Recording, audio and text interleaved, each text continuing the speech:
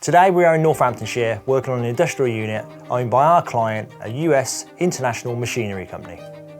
They have had an ongoing issue with structural movement, especially noticeable in the walls and floor sections for over an 8-year period.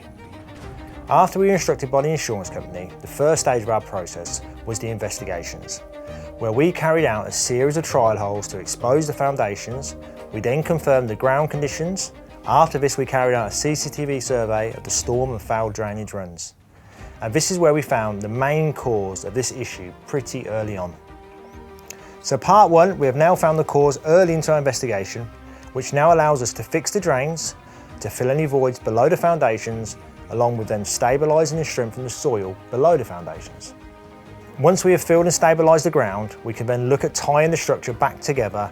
We do this by using our crack stitching system. Once this is done, we can fill any holes in the ground and the concrete slab. We then take all of our final levels from our areas we have stabilised, and this will be logged into our technical data to review and monitor on our yearly inspections.